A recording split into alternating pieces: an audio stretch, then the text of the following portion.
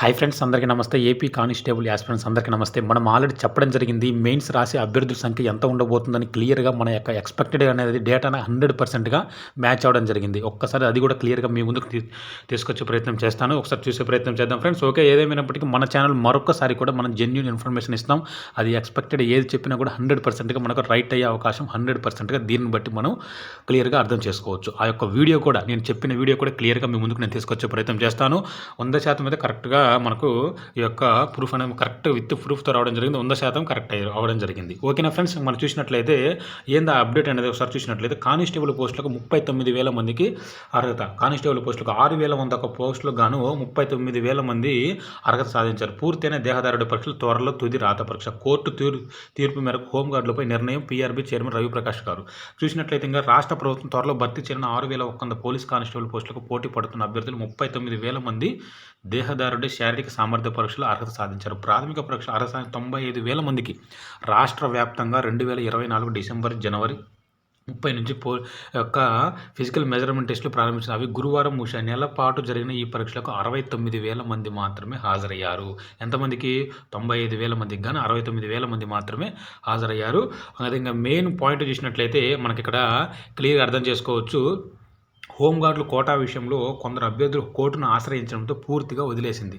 ప్రభుత్వం మారిన తర్వాత అభ్యర్థులు కూటమి పెద్దలకు విన్నవించడంతో ప్రక్రియ ప్రారంభమైంది. హోంగార్డ్ రిజర్వేషన్ల కోసం కోర్టుకు వెళ్లిన 2,500 మంది న్యాయస్థానం అనుమతితో పీఈటీ, పీఎంటీ పరీక్షలో పాల్గొన్నారు. అర్హత సాధించిన 39,000 మందికి మార్చి చివరి వారం లేదా ఏప్రిల్ మొదటి వారంలో తుది రాత పరీక్ష నిర్వహిస్తామని చెప్పడం జరిగింది. ఇది పాయింట్. మనకు మెయిన్ కావాల్సిన పాయింట్ ఏంటంటే మనకు మార్చి చివరి వారం లేదా ఏప్రిల్ మొదటి వారంలో ఈ యొక్క కానిస్టేబుల్ యొక్క మెయిన్స్ ఎగ్జామ్ అనేది జరగబోతుందని క్లియర్గా అర్థం చేసుకోవచ్చు. ఓకేనా ఫ్రెండ్స్, ఇంకా చూసినట్లయితే మెయిన్ పాయింట్ ఏంటంటే మనం ఇక్కడ ఆల్రెడీ మనం క్లియర్గా చెప్పడం జరిగిందనమాట. 39,000 మంది అర్హత ఆల్రెడీ మనం ఒక డేటా ఇవ్వడం జరిగింది. Expected data APSP cut off సంబంధించి దాంతోపాటు ఇవ్వడం జరిగింది. టోటల్గా మెయిన్స్ రాసే అభ్యర్థుల సంఖ్య 38,500 నుండి 40,500 మధ్యలో ఉండబోతుంది అని క్లియర్గా మధ్యలో ఉండబోతుంది 100%గా అని క్లియర్గా చెప్పడం జరిగింది. ఆ యొక్క క్లిప్ను కూడా మీ ముందుకు నేను తీసుకొచ్చే ప్రయత్నం చేస్తాను. ఒకసారి చూసే ప్రయత్నం చేద్దాం. అది కూడా ఓకేనా. చూసినట్లయితే మెయిన్ పాయింట్ చూద్దాం. ఫస్ట్ పాయింట్ చూసినట్లయితే మన యొక్క ఈవెంట్స్లో క్వాలిఫై అయ్యి మెయిన్స్ రాసే అభ్యర్థుల సంఖ్య అంటే ఈవెంట్స్లో క్వాలిఫై అయిన అభ్యర్థుల సంఖ్య అదేంది 2 ఈవెంట్స్ కావచ్చు, 3 ఈవెంట్స్ ఏదైనా కావచ్చు. టోటల్గా ఈవెంట్స్ క్వాలిఫై అయ్యి మెయిన్స్ రాసే అభ్యర్థుల సంఖ్య 38,500 నుండి 40,500 మధ్య ఉండే అవకాశం ఉంటుంది. ఓకేనా, క్లియర్ కదా?